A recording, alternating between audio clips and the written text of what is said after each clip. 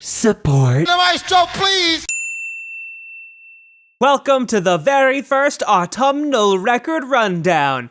And yes, you can use autumn as an adjective. This'll be for the week of September 24th, 2019. On this day in music back in 1912, W.C. Handy published his song Memphis Blues, widely considered to be the very first blues song.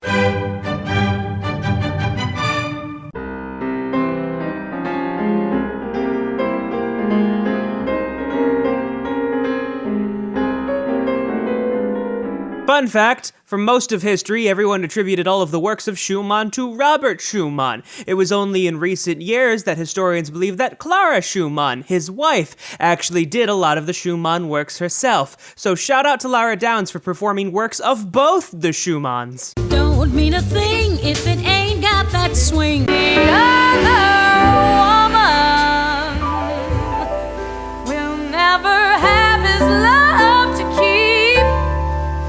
Despite Veronica Swift being on the younger side of jazz singers, she is by no means experienced, especially considering she did her debut album when she was 9. Regardless, I always do like listening to more recent jazz vocal albums. It's nice to hear contemporary themes in a more quote-unquote classical jazz style.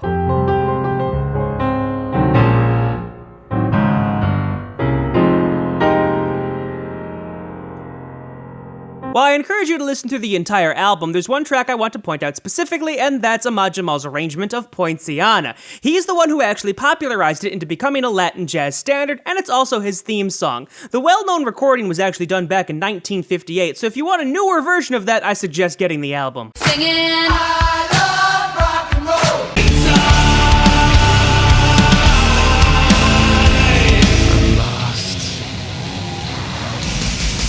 You'll never find me. This album is a big deal for Korn, especially the lead singer, Jonathan Davis. This is their first release since Davis's wife and mother died since the last album back in 2016. On a lighter note, the title of the album is actually inspired by the villain from The Neverending Story. Gloria, you crowd up on your cross.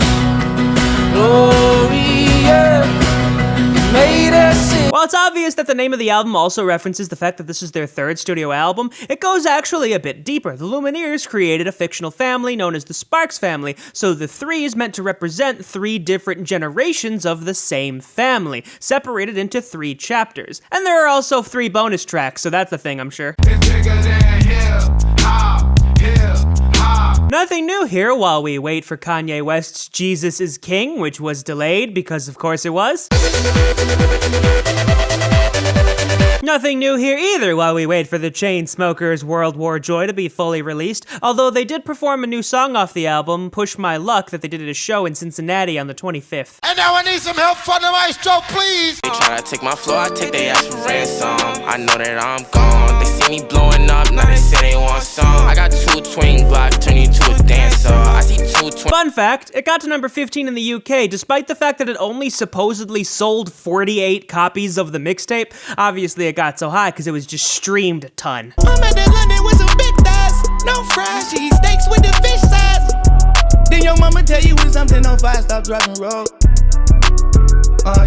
More fun facts, the cover art that you're currently looking at, done by artist Fano, was actually created by taking 803 different pictures of Young Thug and using those Young Thugs to make one big Young Thug. So we have a Young Thug made of Young Thugs.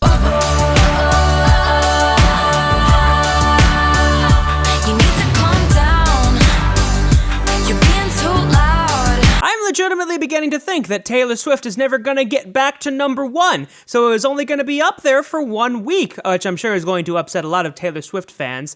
I imagine if there's some sort of slower release week, it has a chance, but at this point, if it hasn't happened, I don't know. Gloria, you crowd up on your cross.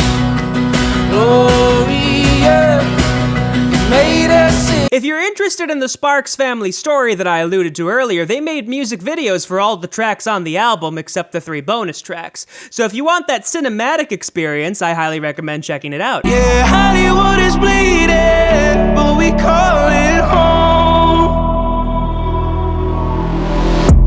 Outside the winter. Despite the fact that this is still number 1, it is only the second biggest streamed album of this year, the first, oddly enough, being Taylor Swift's Lover. So it really goes to show that to get a number 1 album, you do need a combination of all sources of play. So we're starting off the fall a bit lighter than we ended the summer, but I'm sure people are going to release a ton more music this season. So look forward to that. And now I need some help on the maestro, please. Maestro,